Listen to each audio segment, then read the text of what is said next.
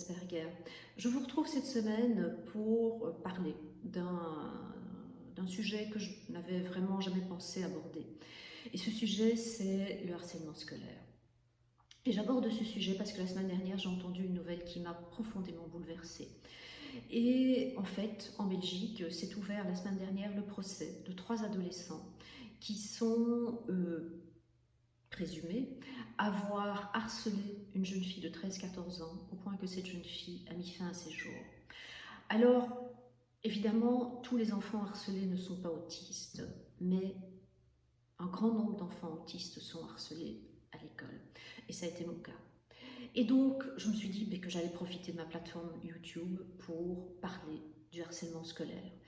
Dans cette vidéo, la première chose que je vais vous expliquer, c'est ce que c'est que le harcèlement scolaire, quand ça se produit, et pourquoi un enfant autiste a plus de risques d'être harcelé qu'un enfant non autiste. Dans la prochaine vidéo, là je vais vous expliquer mon histoire d'enfants, de jeunes filles harcelées. Et puis dans la dernière vidéo, là je passerai à des conseils pour des parents, pour des professeurs. Alors, qu'est-ce que le harcèlement scolaire et quand a-t-il lieu? Le harcèlement scolaire, ce sont des comportements, des intimidations qui sont verbales ou qui sont physiques, mais parfois c'est uniquement verbal. Ce sont des commentaires méprisants. Et maintenant, évidemment, avec l'explosion des réseaux sociaux, tout cela a pris une ampleur que ça n'avait pas quand moi j'avais 14 ans. Le harcèlement scolaire, c'est aussi des formes de taquinerie extrêmement poussées, du vol d'objets par exemple, et de la persécution de l'enfant pour éviter de lui rendre l'objet qu'on a volé. Le harcèlement scolaire, c'est aussi du dédain. C'est du refus de voir un enfant participer à un groupe. C'est une conversation qui s'arrête quand l'enfant autiste s'amène dans le groupe. Les autres arrêtent la conversation, le groupe se disloque.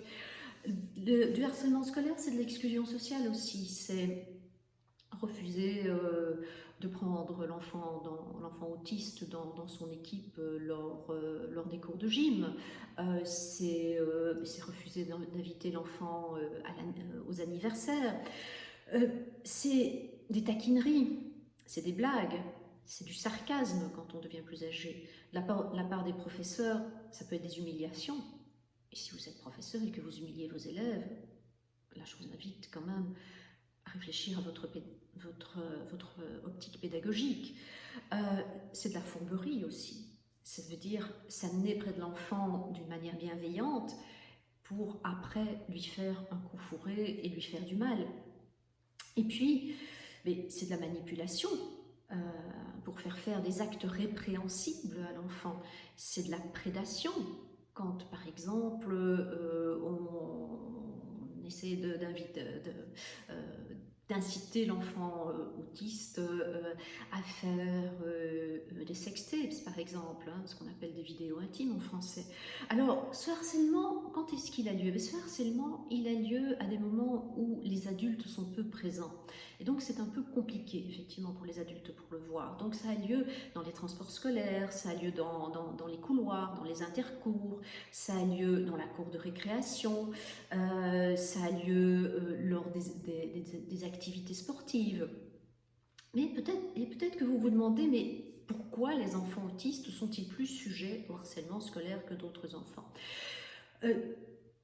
Alors là, je vais me baser sur Tony Attwood, qui est évidemment la bible de l'autisme Asperger. Et Tony Attwood se base sur une étude qui date de 2002, c'est-à-dire bien avant les réseaux sociaux, et qui démontre que les enfants autistes sont beaucoup plus sujets que les autres enfants à être harcelés à l'école. Ce qui ne veut pas dire que tous les enfants harcelés sont autistes. Ce qui ne veut pas dire non plus, évidemment, que la jeune fille qui s'est suicidée était autiste. Ça, c'est une conclusion que je ne veux pas tirer. Je ne connais pas cette jeune fille.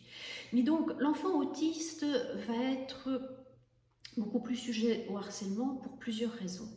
La première, c'est ces problèmes d'interaction sociale. Donc, on a des difficultés pour interagir avec les gens, pour se faire des amis, etc.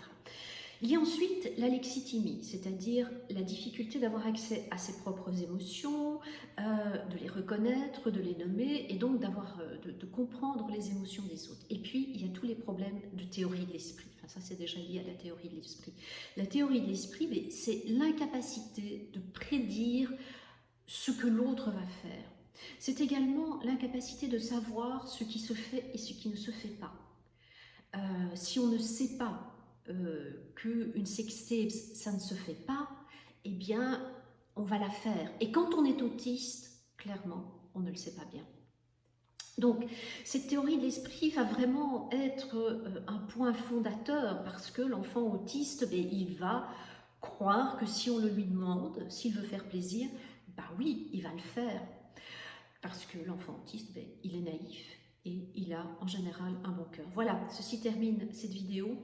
Dans la prochaine vidéo, ben, je vous retrouve avec ben, ce qui a été mon histoire d'enfant harcelé. Je vous souhaite une belle journée, une belle soirée. Je vous dis à très bientôt.